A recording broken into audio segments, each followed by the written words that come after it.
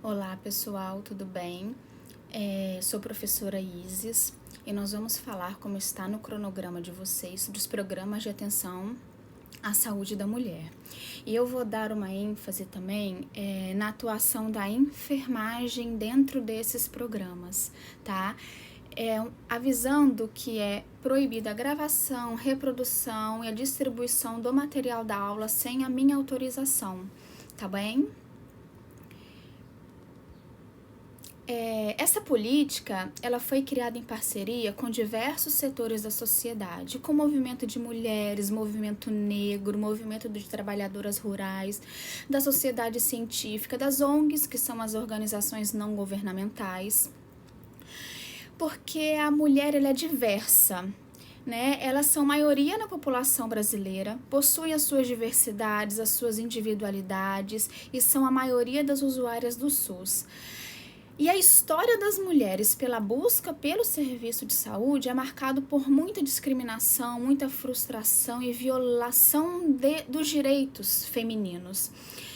Aqui eu não trago só fotos de mulheres brasileiras, eu trago fotos de mulheres de diversas áreas do mundo, porque atualmente nós temos muitas mulheres refugiadas e que também temos que cuidar. E que também temos que estar preparadas para cuidar.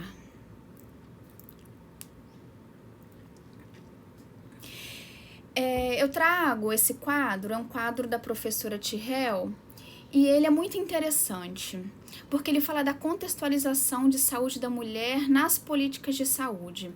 Em 1975, a gente tem a mulher como objeto da reprodução.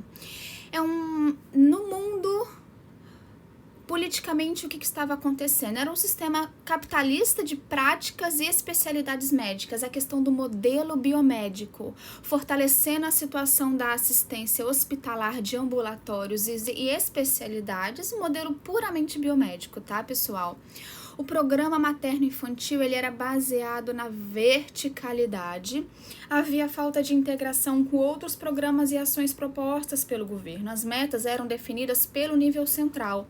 Não havia conversa entre os diversos níveis de federações para saber de necessidades locais. Isso não existia.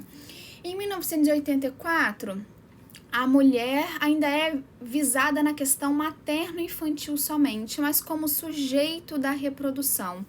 E já começa a mudar um pouco o panorama, porque ela é vista, houve um movimento feminista. E ela começa a querer ser vista como um sujeito de direitos, tá? E querer que aconteçam ações além da gestação e do parto. A ênfase em atividades identificadas mediante critérios epidemiológicos, ou seja, as mulheres elas tinham problemas de saúde, os problemas de saúde eram averiguados e o sistema ele começou a tratar essas mulheres de acordo com a voz delas, muito incipiente, uma escuta muito tímida ainda, tá? Porque estava se fortalecendo o SUS, a construção, não é nem fortalecimento a palavra, é a construção do SUS, que teve influência sobre a implantação do Programa de Atenção à Saúde da Mulher. E esse programa, ele incorporou através da construção do SUS, os princípios do SUS, que é a centralização, hierarquização, regionalização, integralidade e a equidade da assistência. Já no século XX e início do século XXI, a mulher ela é vista como um sujeito de cidadania. Mudou todo um panorama, né? De acordo com o passar do tempo, conquistamos mais direitos e lugares e postos diferenciados que nos deu chaves para que a gente conseguisse ser vista como cidadãs. A política toma pressuposto que mulheres e homens eles possuem uma organização social dentro das relações de gênero. Como é que os trabalhadores da saúde viam as mulheres? Incorpora e prioriza a saúde reprodutiva, em particular ações de redução da mortalidade materna. Isso aqui muito por questões de pressão internacional, porque estavam se morrendo muitas mulheres relacionadas ao período de parto, pós-parto, pré-natal e puerpério. E aí o enfoque da saúde da mulher vai através da transversalidade dos programas de saúde, ênfase na política de atenção básica, com o fortalecimento das estratégias de saúde da família, ou seja, a saúde vai até a comunidade, a saúde ela vai até a mulher. E aqui eu trago um resumo, né, do panorama nacional, da contextualização e da atuação da enfermagem nos programas de atenção à saúde da mulher. Em 1974, a enfermagem ela cumpre um papel normativo, prescritivo, através de ações controladas pelo Estado. A enfermagem ela acompanha todo o contexto político de uma época em que ela participava, né? Já em 84, acompanha o processo de reorganização da assistência, que vem a questão do SUS. A enfermagem também ela participa dessa construção através do processo de municipalização e o fortalecimento da atenção básica, né? Muitas estratégias de saúde da família elas começaram a ser geridas pelo enfermeiro, então começa a se ter um papel essencial nessa reorganização da assistência na política de saúde da mulher. Já no fim do século XX e início do século XXI, a enfermagem ela cumpre o seu papel de gestor, ajudando a formular políticas que norteiam ações de atenção à saúde da mulher. Vocês podem ver que em muitos manuais, em muitas políticas, há o enfermeiro que ele é ouvido, que ele propõe medidas, ele propõe protocolos, tá? Porque ele formula junto à instância federal algumas políticas, porque nós participamos de perto da saúde da mulher. Nós estamos perto do cuidado à saúde da mulher. E aqui eu trago para vocês entenderem melhor, um jornal que ele foi publicado em 2006, tá? Que é o início do século XXI, que a ABEM, ela no intuito do protagonismo iniciado no século XXI pela enfermagem, ela promove um evento nacional para discutir a formulação de políticas públicas para atenção básica, ou seja, aquilo que a gente viu lá, que estava acontecendo na troca dos séculos 20 para o 21, para vocês verem como nós estávamos inseridos. Era um evento, num compromisso técnico, científico, humano, político da enfermagem de se inserir neste novo movimento de cunho para fortalecimento das políticas públicas de atenção, tá? Eles formularam dentro desse evento agendas prioritárias para a atuação da enfermagem. Então, o protagonismo da enfermagem ele ficou muito claro e uma associação brasileira de enfermagem ela acompanhou esse movimento nacional de fortalecimento de atenção básica do SUS e do fortalecimento das políticas públicas de forma integral. E o Programa de Assistência à Saúde da Mulher propõe que a mulher ela tenha um maior controle sobre o seu corpo e a sua vida, né? E é uma assistência clínico, ginecológico e também educativo. Eu sempre falo que o enfermeiro, além dele ser um profissional de saúde, ele é um educador. Nós não conseguimos trabalhar sem estar atrelado a uma educação em saúde, tá? E o princípio da integralidade que fortalece o SUS, ele permeia em todas as linhas estratégicas do Programa Nacional de Políticas Públicas da Saúde da Mulher, relacionada ao parto, ao pré-natal, parto, puerpério, as infecções sexualmente transmissíveis, câncer de colo de útero e mama, a questão do planejamento reprodutivo, a saúde na adolescência, saúde no climatério e a questão das mulheres vulneráveis. E o resultado dessa integralidade é a mobilização das mulheres pelo reconhecimento da cidadania e de direitos a acesso a postos de decisão nos espaços públicos. Essa questão da integralidade faz com que a gente dê também às mulheres espaços para elas decidirem sobre essas questões da vida dela.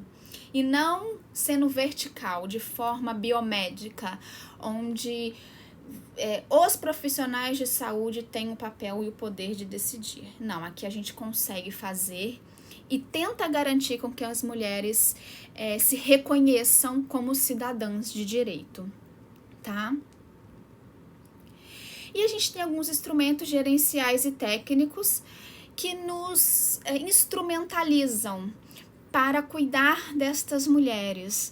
Esses instrumentos, eles são importantes porque fazem parte da política nacional e ele ajuda, por exemplo, uma enfermeira que atua em Macaé seguia o mesmo protocolo, claro que olhando para a individualidade de uma enfermeira que atende no Rio Grande do Sul, para que haja sempre uma linha de cuidado equânime e com resultados para levar para o governo federal, para que se volte verbas e financiamento de forma adequada para o preenchimento de formulários, para o preenchimento de notificações de forma equânime no país. Então a gente tem alguns instrumentos gerenciais e técnicos que ajudam ao cuidar de mulheres de uma forma integral no país. A gente tem um manual da atenção à mulher no climatério e na menopausa, parto, aborto e puerpério, assistência humanizada à saúde da mulher, atenção ao pré-natal de baixo risco, o manual técnico do pré-natal e puerpério,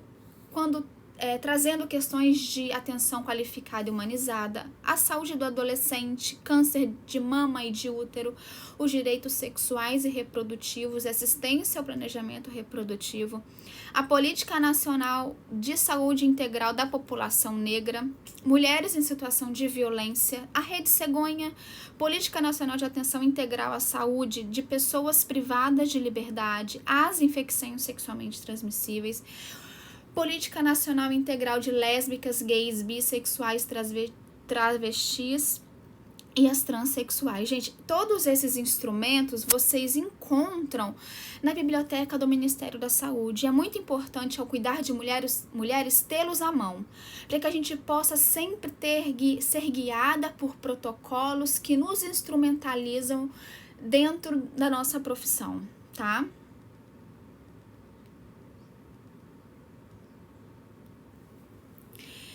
Então, essa política nacional integral à saúde da mulher, ela, através dos instrumentos gerenciais e técnicos, ela vai permitir que o Estado delinee linhas de cuidado à saúde da mulher, assegurando a integralidade da atenção.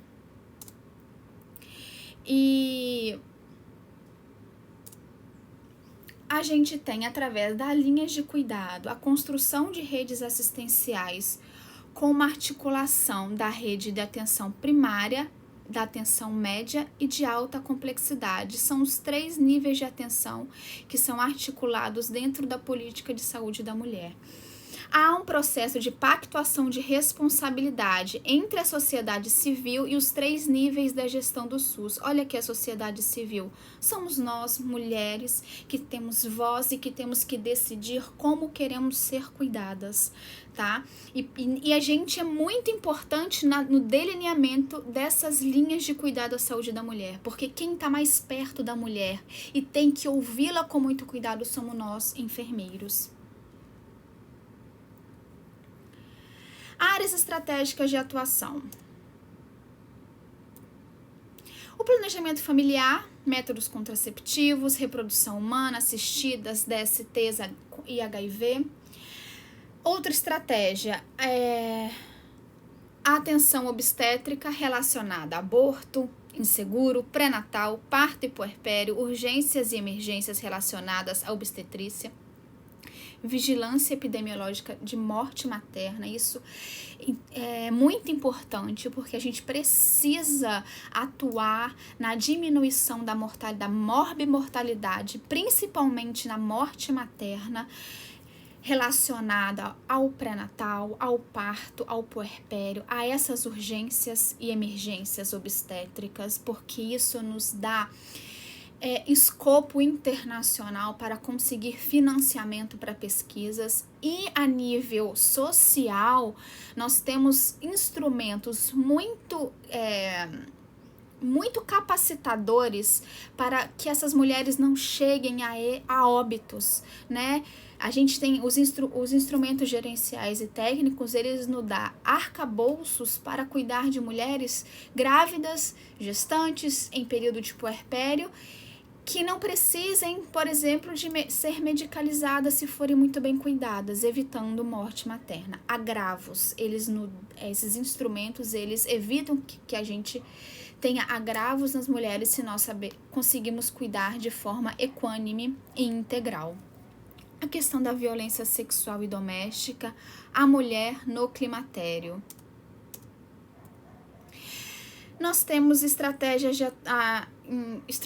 de atuação relacionadas às queixas ginecológicas, gênero e saúde mental, útero, mama relacionado ao câncer, mulheres negras e quilombolas, mulheres privadas de liberdade, as mulheres que têm relação com doenças crônicos degenerativas, a relação entre mulheres, saúde ocupacional, a saúde do adolescente, as mulheres idosas, mulheres em situação de rua, rurais, portadoras de deficiência, a questão do LGBT. Essas áreas estratégicas que estão sublinhadas, grifadas, elas se relacionam às mulheres em questão de minorias, que são mulheres que pouco são vistas pela sociedade, que precisam de uma atenção e precisam ser cuidadas com o ouvido muito atento, tá?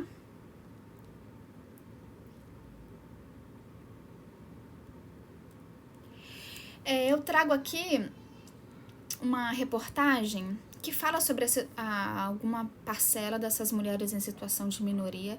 É uma reportagem que ela é de 2013, mas ela fala de enfermeiros de um hospital em Brasília que foram treinados para receber gestantes usuárias de drogas. E essa é uma reportagem que, apesar de ser de 2013, ela é muito atual, porque nós, há 10 anos atrás, não vou nem tão longe, há 8 anos atrás, há 7 anos atrás, não recebíamos essas mulheres, né? É como se essas mulheres não tivessem esse direito de ter uma assistência qualificada no seu momento do gestar. E hoje, essas mulheres que são usuárias de drogas, que vivem em situação de rua, elas precisam ser acolhidas pelos enfermeiros. Então, é uma iniciativa muito boa, tá? E que deve ser reproduzida em todo o estado, em todas as federações, para que mulheres em situações de minoria, como as que são usuárias de crack e outras drogas, tenham um atendimento digno, tá? No seu momento de gestar.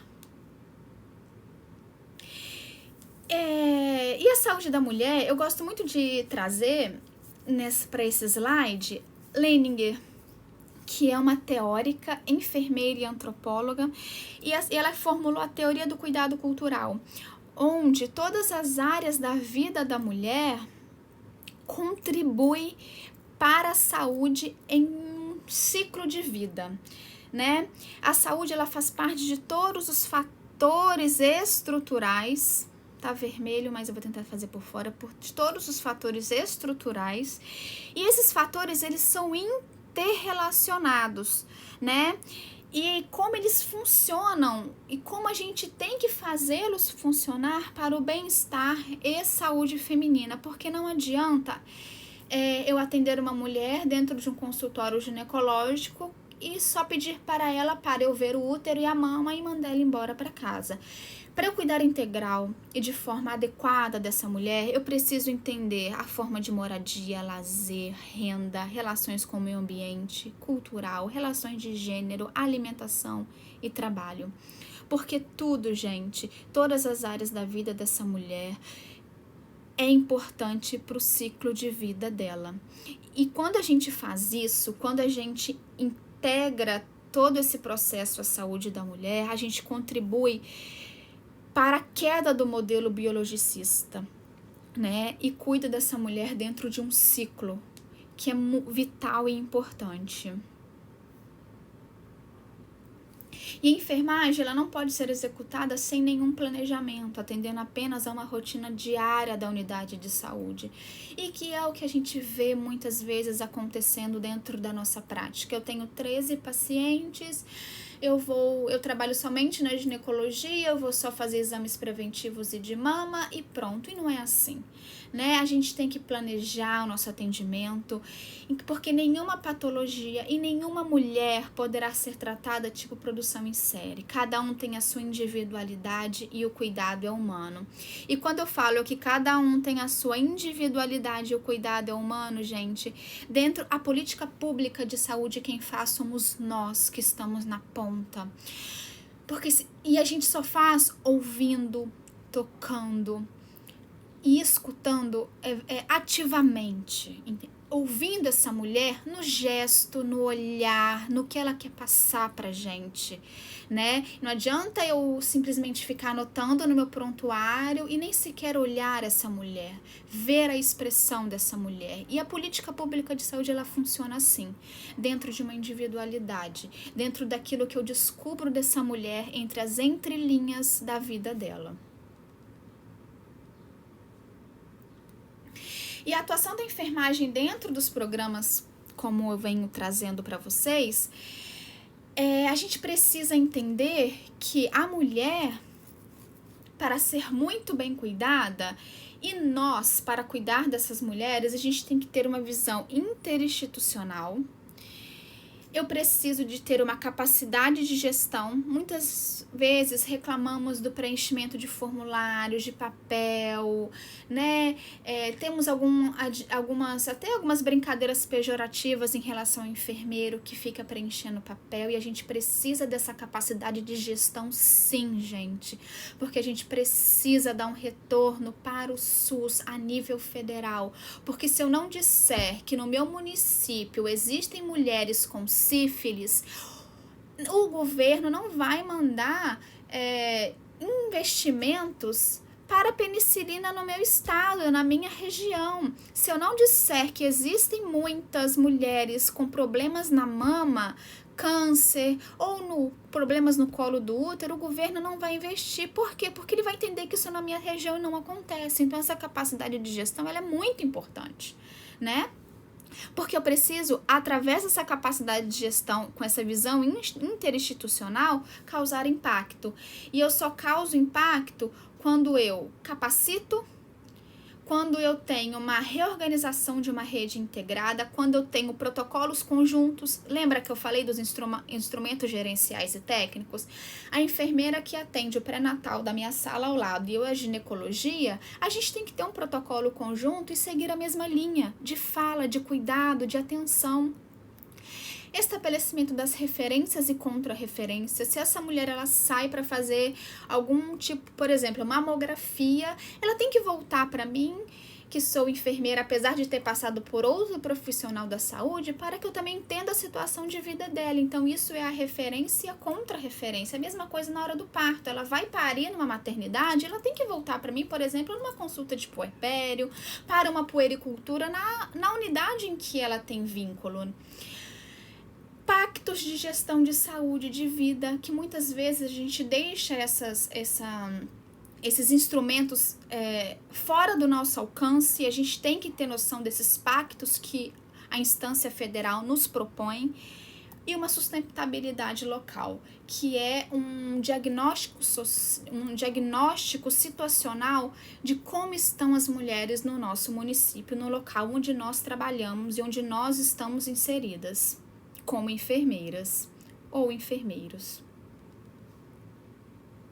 E eu gosto bastante dessa foto porque hoje é isso. A gente quer ter individualidade em todas as nossas fases da vida, seja em situações de saúde ou de doença.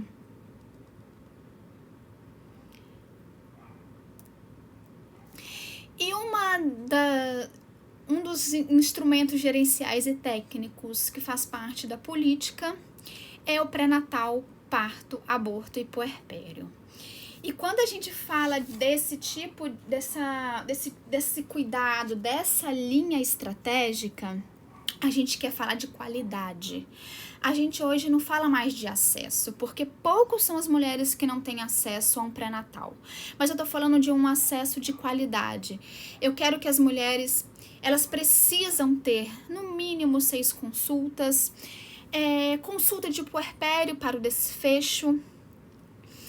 Eu preciso de ter exames, mas o que a gente tem visto, aqui eu trago, né, consequências, problemas e causa. Atualmente, o que eu vejo e o que a gente tem visto muito, seja na mídia, sejam nas redes sociais, que hoje nós somos muito inseridas nas redes sociais, sejam nos artigos científicos, o que nós temos hoje não são consequências nem problemas, a gente vê muito uma causa. A gente tem um modelo de atenção voltado ao pré-natal, parto, aborto e puerpério, pautado na medicalização, nas intervenções desnecessárias, práticas abusivas da cesárea, falta de privacidade, desrespeito à autonomia e aos direitos das gestantes. E isso está muito ligado ao que, gente? A defasagem dos currículos das instituições de ensino de saúde, seja ensino de saúde pública ou privada. Na época em que a política ela foi criada, os enfermeiros, eles eram muito intervencionistas em relação ao pré-natal e principalmente ao parto, né? Ao aborto, as mulheres eram muito discriminadas. Isso as instituições colocavam para aqueles que estavam sendo formados. E nós temos passado por uma reformulação curricular, onde nessa questão de parto, de pré-natal, de aborto, a gente tem reformulado as questões onde a gente tem levado o aluno a refletir sobre a autonomia da mulher nas escolhas dela. Então, essa defasagem aqui que eu trago é de quando a política foi criada e de quando ela começou a ser feita. E ainda estamos caminhando a passos muito pequenos, porque nós temos instituições com baixa capacidade gerencial da equipe que atrapalha a reformulação dos nossos currículos, né? E aí a gente tem como causa disso uma ineficiência da alocação dos serviços públicos, porque muitos serviços não enxergam que a usuária, ela tem voz e essa voz tem que ser reconhecida e respeitada. E a gente tem uma rede fragmentada e pouco resolutiva. E isso tudo, gente, é também resultado de uma baixa escolaridade e vulnerabilidade social, porque a má qualidade da assistência, todas essas causas aqui, ela envolve os sistemas da mulher, os sistemas em que ela está inserida, o sistema educacional, social, de saúde, de renda. Muitas vezes a gente ouve muitas mulheres falando: eu nem sabia que eu podia ter um acompanhante no meu parto. Hoje tem o pré-natal do parceiro, muitas mulheres não sabem, não são direcionadas a educações em saúde em que ela tem direito e que o parceiro dela também tem direito ao cuidado de saúde durante o pré-natal. E a gente tem um grande problema quando a gente tem todas essas situações causais aqui. Um elevado número de gravidezes indesejadas, dificuldade ao pré-natal de qualidade. Gente, quando eu falo um pré-natal de qualidade, é aquilo que eu falei para vocês. É consultas com qualidade, consulta de puerpério, exames, todos os exames,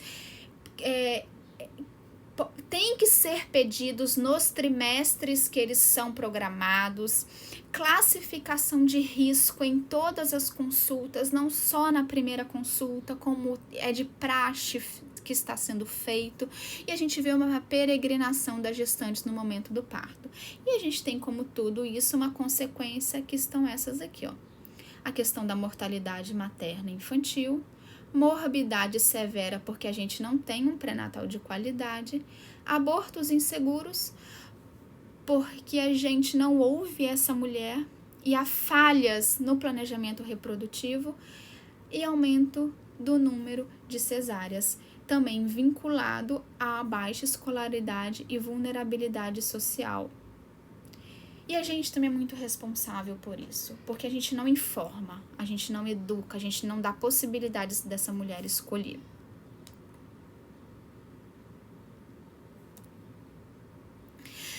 Outra política importante é o planejamento familiar, direitos sexuais e reprodutivos, que é o planejamento reprodutivo.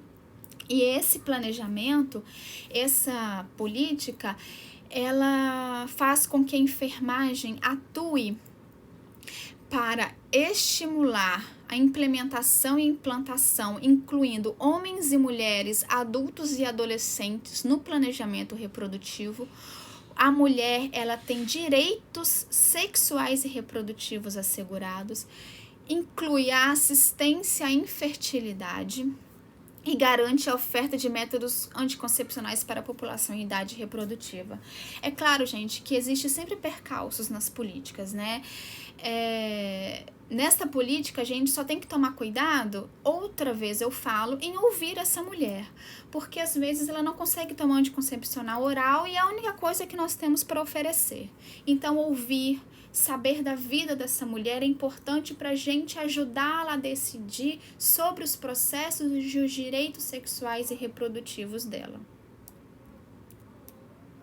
Aqui eu trago o caderno de atenção básica e o manual de assistência ao planejamento familiar, manual técnico, tá? O câncer de mama e o câncer de útero, tá? O câncer de colo de útero é de fácil diagnóstico, com tecnologia simplificada e de tratamento acessível para a diminuição da mortalidade. O câncer de mama é a primeira causa de morte por câncer em mulheres. Há uma certa ausência de medidas de prevenção primária, e isso é uma falha do sistema, tá? E essa política, ela tenta reorganizar esse tipo de atendimento para que haja uma prevenção primária relacionada à redução do tabagismo, ao uso de álcool, da obesidade, do sedentarismo. E essa política propõe que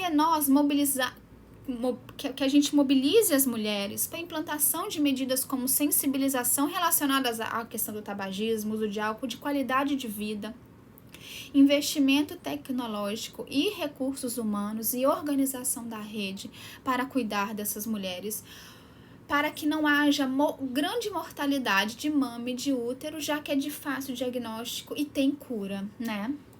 E eu trago o caderno de atenção básica relacionado ao câncer de útero e de mama e diretrizes para o rastreamento. Nós teremos instrumentos que nos instrumentalizam para isso, e a gente tem que saber usar, e a gente tem que ler, a gente tem que ter leitura para que a gente possa ser capacitada para trabalhar com as mulheres. O climatério e a menopausa é muito importante a gente falar desse tipo de assunto, porque as mulheres idosas também são pouco ouvidas, né? E o climatério e a menopausa, ele não é uma doença. São sintomas. Esses sintomas, ele vem de um desequilíbrio hormonal, vem de um estilo de vida que não favorece ao envelhecimento. Às vezes essa mulher que está envelhecendo tem um estilo de vida muito precário, com alimentação precária, não faz uma atividade física, e por isso é necessária uma escuta ativa para que a gente veja a percepção das mulheres em relação ao envelhecimento, a percepção da própria sexualidade, porque muitas delas chegam relatando que eu envelheci, eu não namoro. E a gente muda um pouco isso, a gente conversa e fala assim que ela ainda tem a possibilidade, se ela quiser e se sentir à vontade, em relação à sua sexualidade segura e sadia, efetiva. E a gente pode cuidar dessas mulheres nesse sentido. Percepção da autoimagem, muitas delas vêm com sofrimento psíquico porque sofrem pela autoimagem. A questão da qualidade de vida, exercícios físicos, alimentação, o tabagismo, o sedentarismo e a medicalização do corpo. Eu falo isso em relação a reposição hormonal, que ela tem que ser muito criteriosa ao ser oferecida à mulher. Será que realmente é necessário? Vamos apresentar para ela os prós e os contras, e essa política, esse instrumento gerencial, ele nos dá essa liberdade, para que a mulher escolha o que é melhor para ela e para o corpo dela. Eu tenho um manual de atenção à mulher ao climatério da menopausa para vocês. E a violência?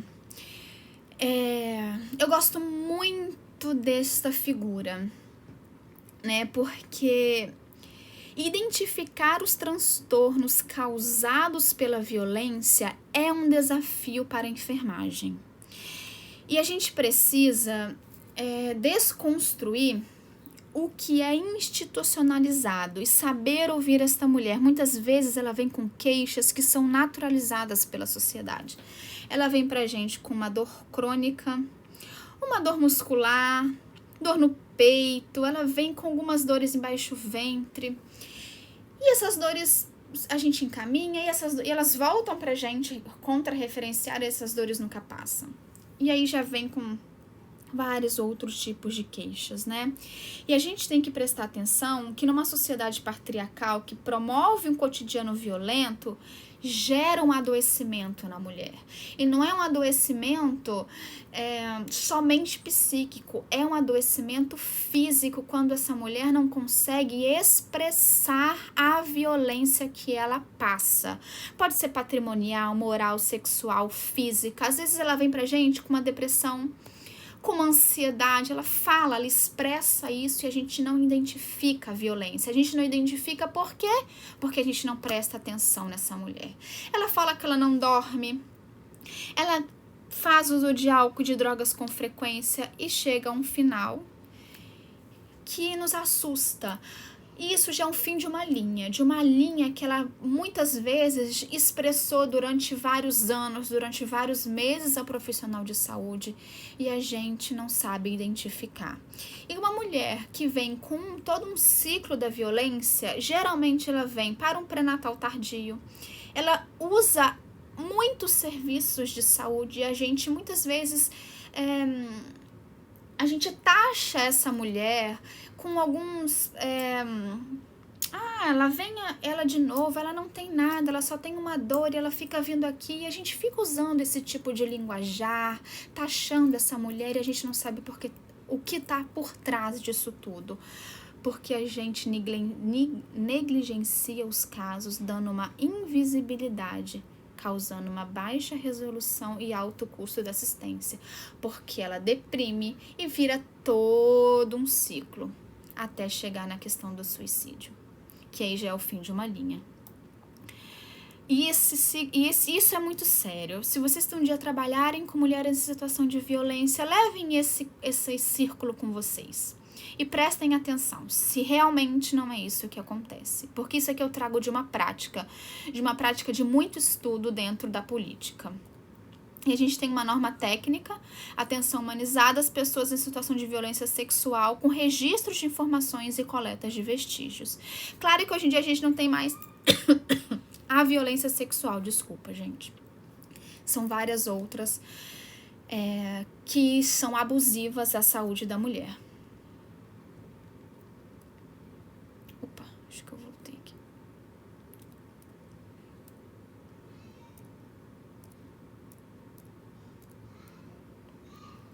E nós temos a questão de gênero.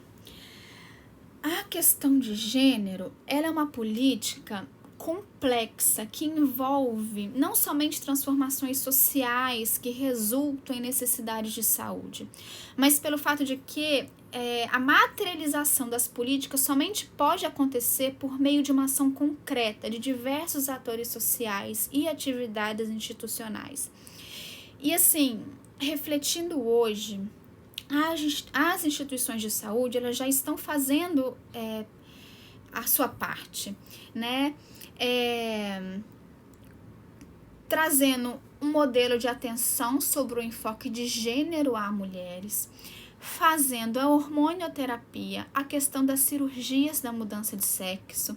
Essas duas aqui, elas no Rio, por exemplo, estou dando um exemplo, no Pedro Ernesto já se há uma abertura para as mulheres relacionadas à questão de gênero. E que nós que formos trabalhar com este tipo de mulher dentro da política, temos que saber quais instituições e atividades institucionais estão acolhendo essas mulheres, entendendo como elas querem ser tratadas. Porque, mais uma vez eu falo, não somos nós que temos que decidir sobre o tipo de tratamento, estou falando tratamento de saúde que elas querem. E sim, elas que devem decidir. Muitas mulheres trans querem só fazer hormonioterapia ou querem partir para a cirurgia e não é a gente que tem que decidir isso. Nós temos que ter uma escutativa para acolhê-la em seu momento conjunto entre ela, família e as suas decisões particulares. Nós temos a mulher a política da mulher em situação da saúde mental. E pensar na mulher com saúde mental, a política traz que nós temos que melhorar a informação sobre essas mulheres com transtornos mentais no SUS. E pouco se tem ouvido falar sobre isso, pouco se tem registrado sobre essas mulheres. Qualificar a atenção à saúde mental dessas mulheres, integralizar com setores não governamentais, fomentando a participação dessas mulheres com transtornos mentais, porque elas são sim capazes de pensar, de decidir muitas vezes sobre si, quando estão em condições para isso, quando elas estão em um acompanhamento de profissionais de saúde. Nas definições da política de atenção às mulheres portadoras de transtornos mentais. Porque, gente, a gente só pode cuidar se a gente estiver inserido e fazer com que esses atores sociais, essas mulheres, façam parte junto com a gente. Pensar o cuidado às mulheres da saúde, ela perpassa um olhar integral em relação às suas condições de vida. O trabalho doméstico, o trabalho profissional gera uma fadiga, gera uma exaustão. A gente está vendo isso hoje com a pandemia, quantos artigos, quantas lives nós temos visto sobre a sobrecarga materna e o adoecimento psíquico dessas mulheres. E a medicalização sobre o corpo feminino e do sofrimento mental pode provocar uma alienação de processos fisiológicos, né? Eu estava assistindo esses dias um documentário, não era um documentário, era uma live, em que as mulheres estão abusando de psicotrópicos até durante esta pandemia para dar conta de todas as atribuições. E isso é um sofrimento psíquico. Isso é questão de saúde mental. E vamos ter muitas mulheres para cuidar pós-pandemia com essas situações. Essa política vai ter que ser colocada em prática com muita responsabilidade.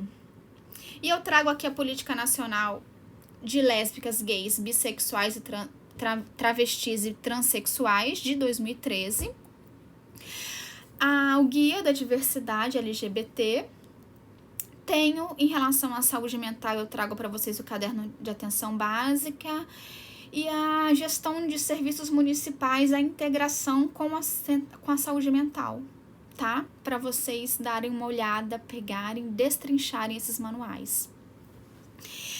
A gente também tem a política relacionada à saúde da mulher negra.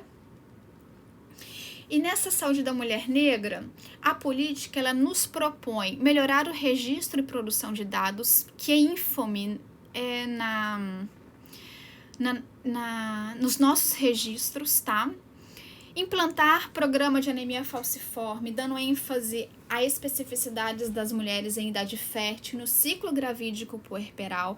A anemia falciforme, gente, ela tem que ser vista com muito cuidado nas mulheres negras, que são mulheres que têm propensão a este tipo de agravo e a gente precisa ter uma referência para elas no nosso município. E se a gente não tem um registro e produção de dados que isso acontece onde nós atuamos, não existe nem tratamento e acolhimento para elas. Então, tudo tem que estar integrado.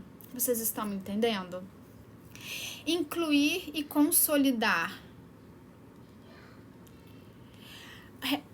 o recorte racial e étnico nas ações de saúde da mulher no âmbito do SUS, estimular e fortalecer a interlocução das áreas de saúde da mulher nas secretarias estaduais de saúde e municipais de saúde com movimentos e entidades relacionadas à saúde da população negra. Os atores sociais têm que estar envolvidos nas suas próprias políticas, porque senão elas não funcionam. Não adianta uma política para a população e mulher negra que não tem uma mulher negra para dizer sobre as suas peculiaridades. Então, todos os atores têm que estar envolvidos dentro das suas políticas. E eu trago relatórios de um fórum que houve enfrentando racismo institucional para promover a saúde integral da população negra no SUS, política nacional integral da população negra. Promover a atenção à saúde das trabalhadoras do campo e da cidade é outra política. Essas mulheres, gente, é uma preocupação, mulheres em minorias, tá? Não é minoria porque elas são poucas, elas minorias porque elas não são vistas. Eu quero que vocês entendam bem isso, tá? Elas têm baixa escolaridade e isso influi diretamente no uso dos serviços de saúde. A educação em saúde não chega a essas mulheres, elas têm uma precariedade de noção, muitas vezes de higiene, de alimentação, de reprodução. Para vocês terem ideia, 30% delas não realizam pré-natal, sendo que 8% da cidade não realizam pré-natal. Então, assim, essa política ela tem que fortalecer todas essas questões, implementando ações de vigilância e atenção à saúde da mulher trabalhadora do campo, do setor formal e principalmente do informal, que não tem, às vezes, direito nenhum, tá? Introduzir uma política de saúde e nos movimentos sociais, a noção de direito das mulheres relacionados à saúde, as mulheres trabalhadoras que se relacionam à saúde. Essas mulheres, elas trabalham com agrotóxicos, em condições insalubres, debaixo de sol, o dia todo. Então tem a questão do câncer de pele e muitas vezes essas mulheres não são vistas e não são cuidadas como deveriam ser. E eu trago aqui a Política Nacional da Trabalhadora do Campo, da Floresta, das populações, né? Não é específica, mas é das populações. E, recentemente, populações do campo, da floresta e das águas em tempos de Covid. Uma ameaça aos territórios? Eu deixo uma reflexão para vocês. Se poucos testes chegaram para Covid nos grandes centros urbanos, vocês imaginam no campo. Se a gente falta leitos de UTI na cidade, vocês imaginam, para a população que vive na cidade, imagina para a população que vive no campo. Isso é muito preocupante. É a questão da invisibilidade. Nós temos a atenção às mulheres privadas de liberdade. É uma população de grande pluralidade, onde há mulheres com crianças que são filhos dessas mulheres privadas de liberdade.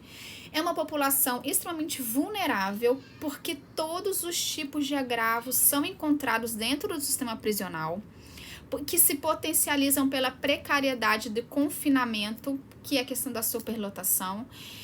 Então, é obrigatório que as políticas públicas elas sejam transversais e de forma a atender todos em suas especificidades. Isso aqui é uma responsabilidade muito da enfermagem, muito da nossa profissão, a transversalidade dessa política. E a gente vai ver essa transversalidade quando eu falar da Rede Cegonha. Vocês vão entender por quê. A gente tem a Política Nacional da Rede Cegonha, né? Ela essa política ela tenta promover um atendimento digno e de qualidade durante todo o pré-natal.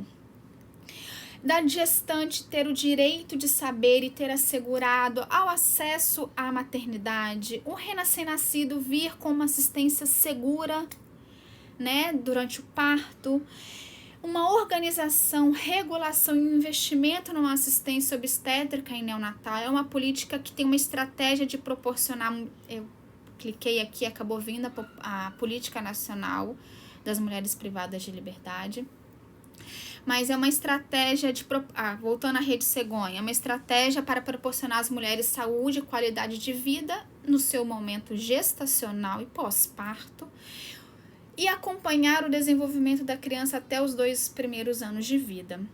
E a gente tem integrado a saúde da Rede Cegonha relacionado aos adolescentes.